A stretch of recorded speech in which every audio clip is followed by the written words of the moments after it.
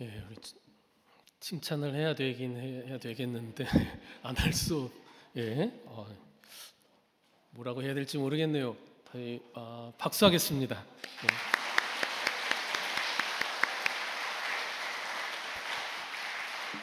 은혜스러운 찬양 너무 감사합니다.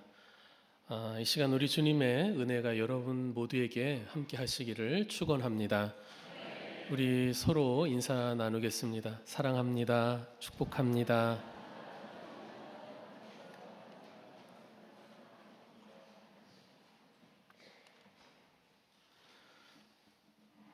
제가 아주 오래전이죠. 예전에 그 플라톤의 향연이라는 책을 본 적이 있습니다. 이제 헬라어로 심포지온이라고 하지요. 그러니까 번역하면은 잔치쯤 될 겁니다. 우리 책으로는 이제 향연이라고 있는데 소크라테스의 제자인 플라톤이잖아요. 근데 또 다른 제자 크세노폰이라고 하는 사람도 동일한 제목의 책을 썼어요. 심포지온, 향연이라는 책입니다. 그런데 그 크세노폰의 심포지온에 보면은 헤라클레스의 이야기가 나옵니다. 갈림길에 선 헤라클레스에 대한 이야기예요. 헤라클레스 여러분 아시죠? 그리스 신화에 나오잖아요. 천하장사. 일종의 그 영웅으로 성장하게 되는 과정을 이제 보여주는 건데요. 이런 이야기예요. 헤라클레스의 그 막강한 힘에 아버지가 놀랬어요. 그래서 아버지가 그를 이제 키타론이라고 하는 산에 보내서 거기서 이제 소떼를 돌보게 목동일을 시켰습니다. 소떼를 돌보던 어느 날 헤라클레스가 자기의 그 처지가 너무 한심하게 느껴져서 자기 미래를 깊이 고민하고 있었습니다. 그때 그에게 아름다운 두 님프가 이제 요정이라고 번역할 수 있겠죠. 다가오는데 두 님프가 다가오는데 매우 아름답고 화려한 옷을 입은 여인 그리고 수수한 흰 옷을 입은 여인 둘의 모습으로 다가오는 거예요. 아름답고 화려한 옷을 입은 여인의 이름은 쾌락이었고요. 또 흰 옷을 입은 수수한 여인의 이름은 미덕이었습니다. 미덕, 버처. 두 여인은 어떤 삶을 살아야 할까 고민하고 있는 이 헤라클레스에게 이제 서로 다른 두 인생의 길을 제시해 주는 거예요. 쾌락이라는 여인이 제시하는 길은 어려움 없이 수고 없이 짧은 시간 안에 세상에 많은 즐거움과 쾌락을 얻을 수 있는 길을 제시해 줍니다. 반면에 미덕이라고 하는 여인이 제시하는 길은 많은 수고와 또 고통을 겪어야 하는데 결국 그 길은 그에게 아레테, 즉 탁월함, 훌륭함이라고 하는 것을 가져다 줄 수 있는 길이라고 하는 것이었어요. 그래서 헤라클레스는 어떤 인생의 길을 선택했을까? 그가 훌륭한 영웅으로 성장할 수 있었던 것은 바로 미덕의 길을 선택했기 때문이다라는 그런 이야기인 거예요. 그러니까 이 이야기는 인간이 탁월한 존재, 훌륭한 존재가 되려고 한다면 눈에 보이는 육적인 쾌락을 쫓는 삶이 아니라 보다 높은 차원의 아름답고 선한 덕을 추구해야 한다라고 하는 것을 가르쳐주고 있는데 그 미덕을 추구하는 길에는 고난과 또 시련이 많이 있겠지만 그 길을 통해 인간은 탁월함에 이를 수 있다. 훌륭한 인생이 될 수 있다라고 하는 것입니다. 갈림길에 선 헤라클레스처럼 인생은 선택의 연속입니다. 살면서 우리가 많은 그 갈림길을 만나지 않습니까? 우리가 지금까지 해온 선택의 결과가 현재 우리 인생의 모습이라고 할 수 있어요. 그리고 앞으로 어떤 선택들을 하느냐에 따라 미래의 모습이 달라질 수도 있겠지요. 갈림길에서의 선택에 따라 성공과 실패가 나뉘기도 하고 인생의 방향이 달라지기도 하고 그 가치와 의미가 전혀 다르게 평가받을 수도 있을 겁니다. 그래서 우리는 이렇게 말할 수 있는 거예요. 좋은 인생은 좋은 선택들을 해온 결과다. 그리고 그 반대 역시 마찬가지다 라고 해요. 문제는 우리가 어떤 갈림길에 서 있을 당시에는 그 길을 따라갔을 때 그 끝에 무엇이 오는지 정확히 알 수 없다는 거죠. 우리가 기대했던 것과는 정반대 결과로 이어지기도 하잖아요. 그렇다고 아무 길이나 선택할 수 없는 노릇이고, 또 남들이 그렇게 선택했다고 무작정 우리도 따라가는 것 바람직하지도 않을 것입니다. 그래서 중요해지는 게 뭐냐 하면 우리에게 어떤 선택의 기준이 있느냐라고 하는 거예요. 우리가 어떤 선택의 기준을 갖고 살아가느냐라는 거죠. 선택이라고 하는 것에는 그 사람의 생각과 습관과 욕망과 기대, 이런 것들이 반영되기 마련이고, 그가 무엇을 중요하고 가치 있게 생각하느냐라고 하는 것이 선택의 기준이 될 것입니다. 우리는 그것을 가치관이라고 하는 겁니다. 무엇을 중요하게 생각하는지, 무엇을 가치 있게 여기는지, 그 가치관이 그의 길을 선택하는 데 있어서 중요한 영향을 미치게 되는 것이죠. 그래서 인간은 바르고 좋은 가치관을 갖는 것이 중요합니다. 그것이 그를 탁월하고 훌륭한 인생이 되게 해주는 요소입니다. 우리가 어려서부터 학교에 다니고 또 교육을 받고 하는 이유도 그것 때문이 아니겠습니까? 우리 그리스도인들도 마찬가지죠. 아니, 그리스도인에게는 더 중요한 거예요. 우리가 교회에서 신앙 교육을 받고 말씀을 공부하고 하는 것도 결국 그리스도인다운 선택을 할 수 있는, 그리스도인다운 선택의 기준을 갖는, 그리스도인의 가치관을 갖는 그런 사람이 되기 위해서가 아니겠습니까? 우리가 흔히 이런 얘기를 해요. 고난의 길이라도 주님 가신 길을 따라야 한다. 어려움이 있어도 믿음의 길을 가야 한다. 그렇게 이야기하는데 그것도 결국 가치관에 관한 것이라고 할 수 있죠. 우리가 그 길을, 고난일지라도 어려움이 있어도 그 길을 선택하는 데는 우리의 신앙적 가치관이 작용하기 때문이죠. 성도에게 합당한 길을 선택하고 그 길을 가기 위해서는 바로 그에 합당한 가치관을 갖고 있어야 하는데, 우리는 그것을 성경적인 가치관 혹은 기독교적 세계관 등으로 표현할 수 있을 거예요. 세계관이라고도 할 수 있는 것은, 가치관이라고 하는 것은 결국 세계를 보는 관점을 갖게 해주는 것이기 때문에 세계관이 되는 것이죠. 여러분, 사람이 동시에 두 길을 갈 수는 없습니다. 한 길을 선택할 수밖에 없죠.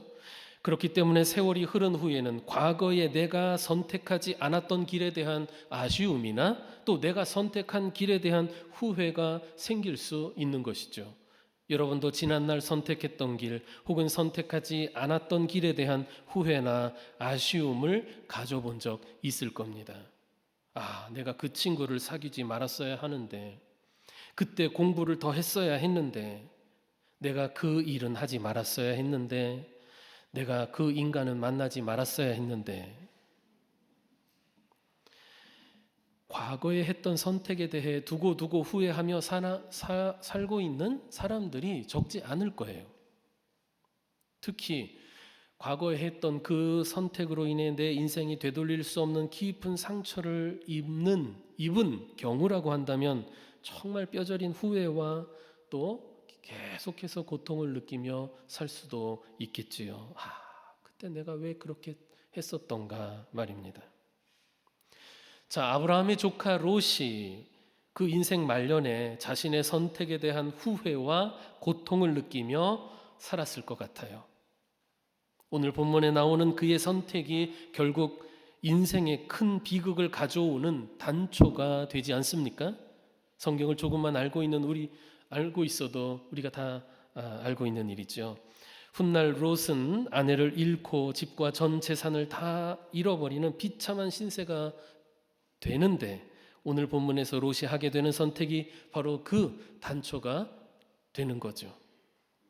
지난주일 설교 제목 기억하십니까? 그럴 줄 알았습니다. 애굽으로 내려가다라는 제목으로 말씀을 나눴습니다. 기근을 만난 아브라함이 약속의 땅을 떠나 애굽으로 내려간 이야기였는데, 성도가 믿음으로 생각하고 주의 뜻 안에 거하는 일이 얼마나 중요한 것인지를 생각해 보았지요. 아브라함은 하나님의 약속을 의지하고 하나님을 믿고 그 믿음과 약속 가운데 거해야 했습니다. 가나안 산지를 떠나지 말아야 했는데 애굽으로 내려갔단 말이죠.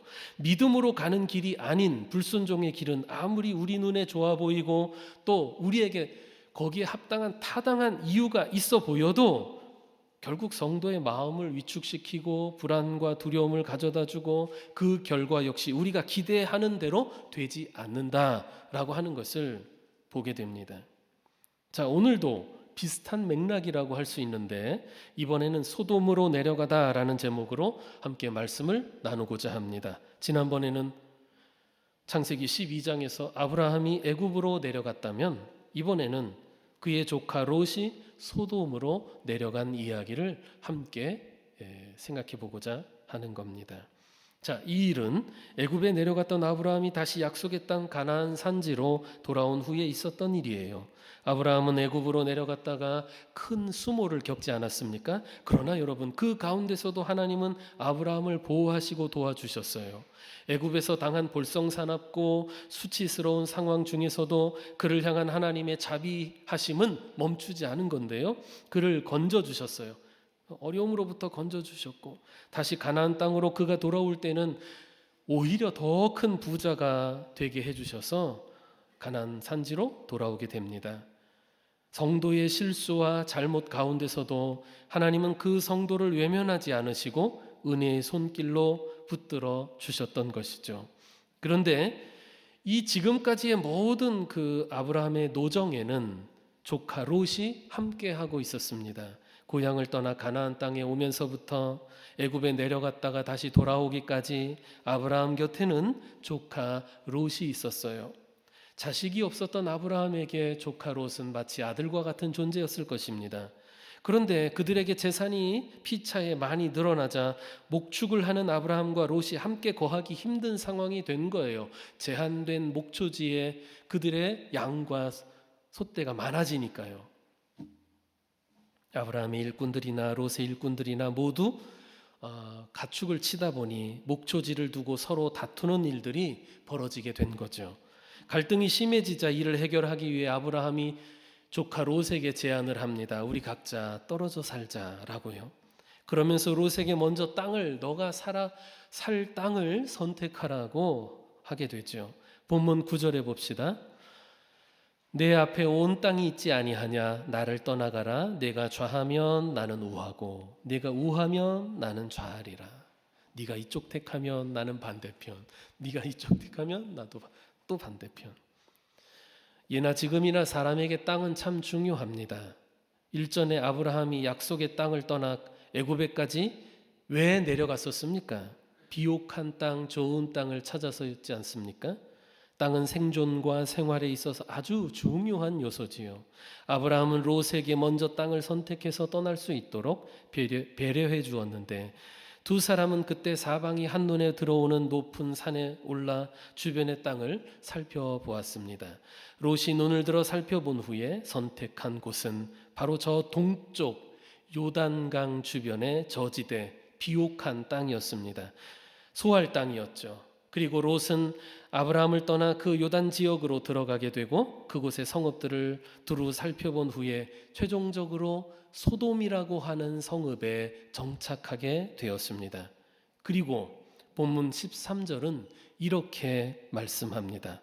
소돔 사람은 여호와 앞에 악하며 큰 죄인이었더라. 말하자면 롯이 잘 살펴서 선택했던 그 소돔 땅은 죄악이 가득한 곳이었다라는 뜻이죠. 우리가 알다시피 나중에 이 소돔은 고모라와 더불어 하나님의 유황불 심판을 받아 멸망하지 않습니까? 그들의 죄악 때문에 말이죠. 소돔이 심판받을 때 롯은 두 딸과 가까스로 그곳을 빠져나와 생명은 건지지만 그의 아내와 그리고 모든 재산은 다 잃어버리게 되잖아요. 그러나 지금 롯이 높은 곳에서 살펴볼 때는 그 소돔성이 위치한 이 요단 지역 너무 비옥하고 살기 좋은 곳처럼 보였던 겁니다. 아브라함과 함께 거하고 있던 이 가나안 산지처럼 척박하고 거칠지 않았어요. 소돔 땅은 성공과 행복을 가져다 줄 기회의 땅이었습니다. 그곳은 분명히 죄악으로 인해 장차 심판을 받게 될 장망성이었지만 롯은 미처 그 문제를 보지 못하는 거죠. 성경이 보는 소돔 땅과 롯이 보는 소돔 땅은 서로 평가가 다른 거예요. 이것은 롯이 자기의 인생의 길을 선택할 때 신앙의 문제, 영적인 문제는 중요하게 생각하지 않았다는 걸 보여줍니다. 육적인 안목에 의존하고 있었던 거예요. 물이 풍부하구나, 목초지가 풍부하구나. 그리고 그와 같은 안목은 아브라함이 애굽으로 내려갈 때 보여주었던 모습이기도 합니다. 그런데 롯 역시 지금 그 모습을 다시 보여주고 있는 거예요. 성경은 롯이 소돔 땅으로 내려가는 것이 일전에 아브라함이 애굽으로 내려갔던 일과 유사하다는 식으로 우리 말씀해 주고 있습니다. 본문 10절 끝에 보면 이런 표현이 나와요. 그 롯이 선택한 소돔 땅은 애굽 땅과 같았더라라고 말씀합니다.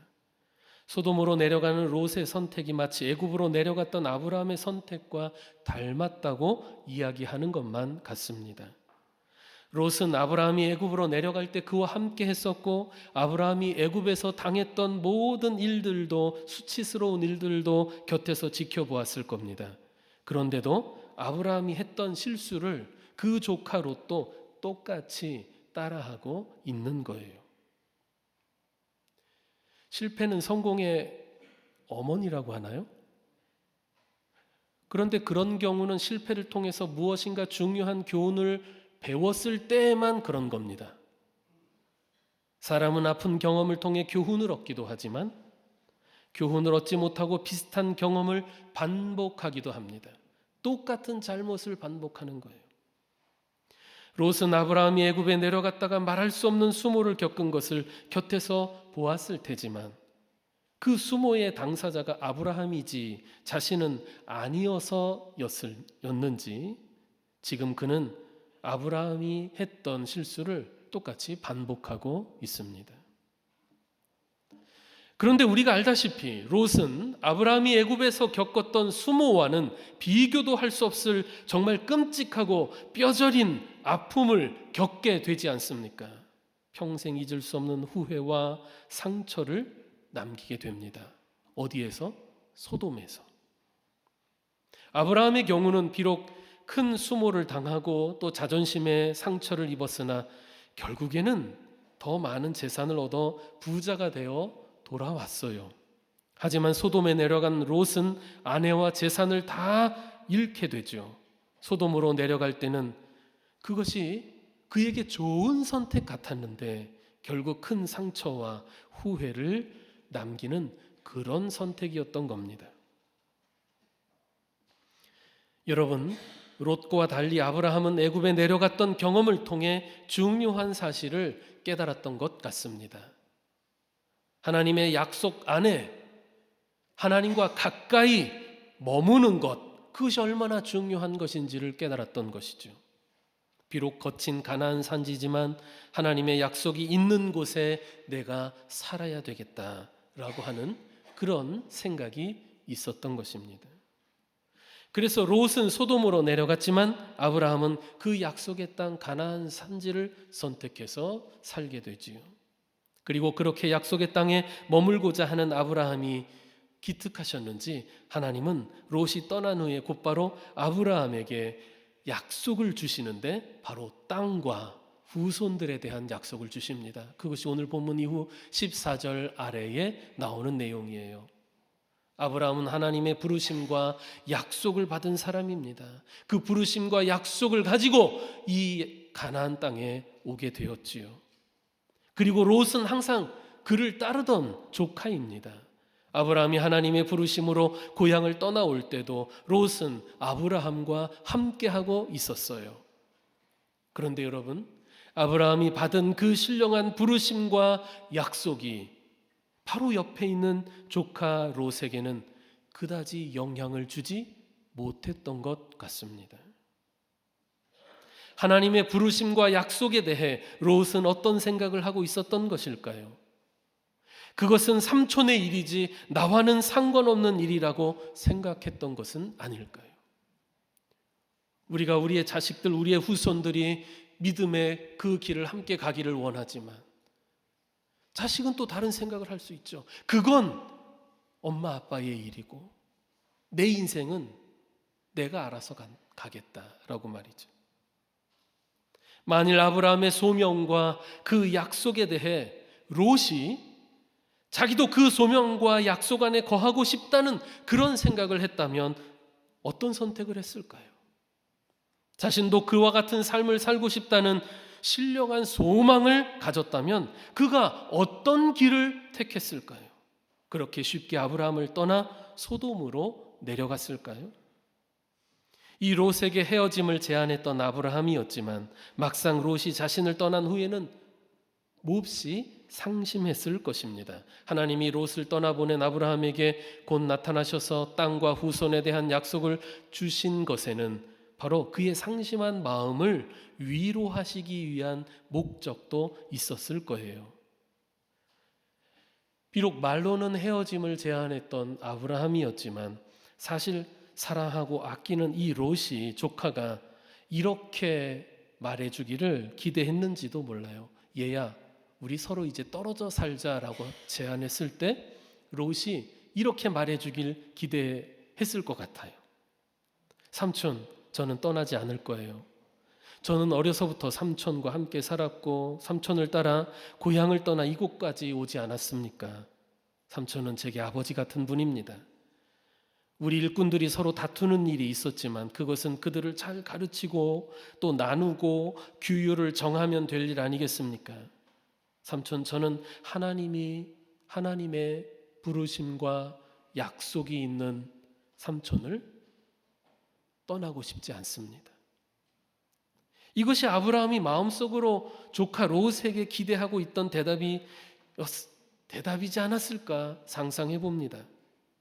하지만 롯은 아브라함의 마음은 아랑곳하지 않고 철저히 자기만을 위한 선택을 하게 되죠. 아브라함과의 인간적인 관계나 하나님의 부르심과 약속에 대한 관심이나 또 믿음은 고려되지 않고 있습니다. 그의 선택의 기준을 봅시다. 철저하게 자기의 욕망을 위한 육적이고 이기적인 기준이 작용하고 있는 거예요. 여러분, 우리 성도들도 이 세상에 살면서 수많은 선택을 하며 살게 되는데 그 선택의 기준이 철저하게 자기의 욕망을 위한 이기심에 머물러 있다면 과연 그런 선택이 그리스도인의 선택답다고 할 수 있을까요? 하나님이 기뻐하실 수 있을까요? 우리가 입술로는 주여 주여 하지만 실제 삶에서 선택하는 기준은 항상 자기 욕망에 충실하고 이기적이라면 과연 그와 같은 선택들을 통해 우리가 주님께 영광을 돌릴 수 있겠습니까? 또 그 일이 교회에 덕을 세울 수 있겠습니까? 성도라도 자기 욕망에 집착하는 이기적인 사람으로 사는 한 하나님께 영광을 돌릴 수는 없을 겁니다. 또 교회의 덕이 될 수도 없을 겁니다.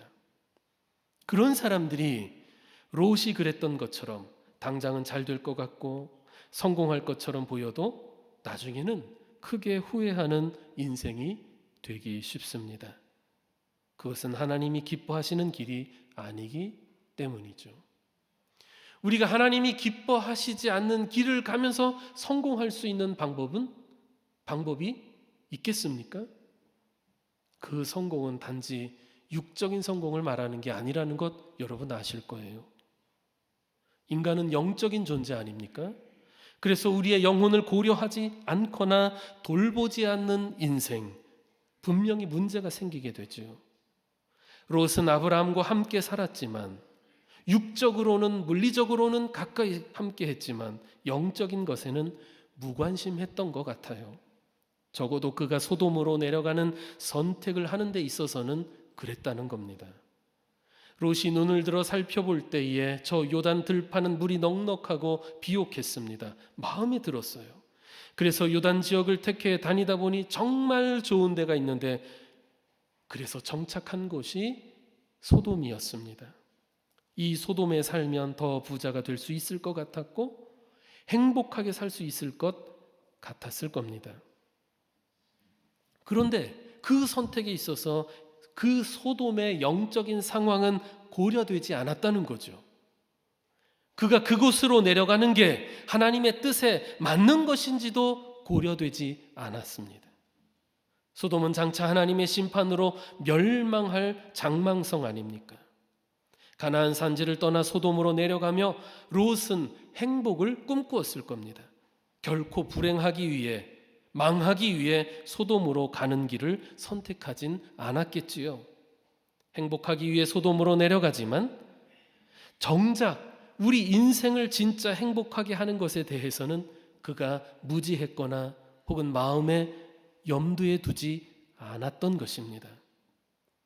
하나님의 부르심과 약속, 또 그분의 말씀과 우리의 믿음, 하나님과 더불어 사는 삶, 영적인 만족, 순종, 그리고 거룩함, 그를 정말 복되게 하고 훌륭한 탁월한 인생이 되게 하는 것들, 그것들에 대해서는 무지했거나 무관심했다는 거예요. 성도라도 그럴 수 있습니다. 그렇게 영적이고 소중한 가치를 잃어버린다면 결국 자기 육신의 만족을 위해 세상의 방식들과 같이 선택하며 살아가지 않겠습니까? 그게 행복해지는 길이라고 여기면서 애굽으로 내려가고 또 소돔으로 내려가고 그러면서 무엇이 문제인지 모르고 살아가지 않겠습니까? 그런데 그 애굽도 소돔도 기대처럼 행복을 주지 않잖아요. 아니, 줄 수 없죠. 우리가 복의 근원이신 하나님에게서 멀어지면서 복된 인생이 될 방법이 없기 때문입니다. 우리는 육신으로 세상 속에서 살아가고 있습니다. 그리고 타락한 죄의 본성은 우리가 성도라는 신분을 얻은 이후에도 우리의 삶에 아주 강력한 영향력을 끼치고 있습니다. 그러니까 육신, 또 이 세상, 그리고 우리의 본성, 우리의 갈 길을 육신의 욕망, 또 세상적인 가치와 안목으로만 생각하고 판단하고 결정하기가 쉬운 거예요. 그것이 우리 인간의 본성과 또 우리 욕망에 부합하는 매우 자연스러운 일이기 때문이죠. 사람들 가운데 쉽게 자리 잡는 삶의 방식이자 패턴이자 삶의 궤도가 그렇다는 것입니다. 그러므로 영적인 가치를 생각하고 믿음의 안목으로 생각하고 선택한다라고 하는 것은 그와 같이 본성적이고 또 강력하고 자연스러운 삶의 방식과 궤도를 이탈하는 것이어야 합니다. 어떤 때는 세상을 향한 욕망이 우리를 그 궤도에 붙잡아 두려고 힘을 발휘하기도 하고 상식이라는 이름으로 우리를 붙잡아 두려고 할 때도 있습니다. 하지만 여러분, 하나님에 대한 지식과 믿음, 또 영적인 것에 대한 가치와 소망은 바로 그와 같은 육적인 방식과 궤도를 벗어날 수 있게 해주는 거예요. 육신의 욕망과 안목이 자연스럽게 선택하는 방식, 그와 같은 삶의 궤도를 벗어나서 성도다운, 그리스도인다운 선택들을 하게 해준다는 거예요. 말하자면 애굽이나 소돔으로 내려가는 길이 아니라 가나안 산지로 올라가는 길을 선택하게 해주는 거죠. 말씀드렸다시피 애굽이나 소돔으로 내려가는 길, 그 내리막길은 매우 자연스럽습니다. 우리 본성에 어울립니다. 그러나 산지로 올라가는 길, 힘들지만 우리가 가야 할 길이고 그 길을 갈 때 우리는 훌륭한 인생이 될 수 있는 겁니다. 주님이 기뻐하시는 길입니다. 믿음의 길입니다. 성도 여러분, 우리는 앞으로도 많은 선택의 갈림길에 서게 될 거예요. 헤라클레스가 쾌락과 미덕의 갈림길에 선 것처럼, 아브라함이 가나안과 애굽의 갈림길에 선 것처럼, 또 그 조카 롯이 가나안 산지와 요단 들판의 소돔 그 갈림길에 선 것처럼 말이죠. 우리가 가진 하나님에 대한 지식과 믿음, 또 하나님 나라에 대한 소망, 교회를 사랑하는 마음, 그것들이 우리의 선택에 있어서 작용해야 합니다. 그리고 그 같은 영적인 가치들에 대한 안목을 가질 수 있도록 성령의 역사가 우리 안에 있어야 합니다. 구체적으로 우리는 이런 생각들을 해볼 수 있을 거예요. 우리가 만나는 갈림길에서 이런 생각들을 할 수 있을 겁니다. 하나님이 기뻐하시는 일일까? 이 길을 가는 것이 내 영혼을 평안하게 하는 일일까? 이 일이 믿음의 형제들에게 유익한 일일까? 내가 이 길을 선택한다면 우리 교회에 덕이 될 수 있을까? 나의 이 선택이 이웃에게 좋은 일일까? 우리 그리스도인들은 이와 같은 생각들을 할 수 있어야 되겠죠. 누구나 길을 선택하는 기준이 있을 텐데 바로 그 기준을 스스로 점검해 볼 필요가 있을 겁니다. 우리가 롯의 경우를 보면서 말이죠. 나는 왜 가나안 산지에 있으면서 저 아래 소돔을 꿈꾸게 되는지, 내 눈은 왜 자꾸 소돔이 또 애굽이 멋지게 보이는지, 내 눈에는 나는 이미 소돔에 내려와 있는 것은 아닌지, 우리 자신의 삶의 자리와 또 우리가 날마다 하고 있는 이 선택들의 기준을 한번 돌아보고 점검해 보았으면 좋겠습니다. 우리 주님의 크신 은혜가 여러분 가운데 충만하시기를 축원합니다. 기도합시다. 우리가 약속과 믿음, 거룩한 소망 가운데 거하기를 원하시는 아버지 하나님, 우리가 육신의 욕망과 안목, 세상의 유혹에 사로잡혀 주의 뜻을 저버린 채 헛되고 악한 길에 들어서지 않도록 주여 우리를 말씀으로 일깨워 주시고 우리가 가야 할 길을 잘 선택하여 갈 수 있도록 주의 성령께서 인도해 주시옵소서. 예수님의 이름으로 기도합니다. 아멘.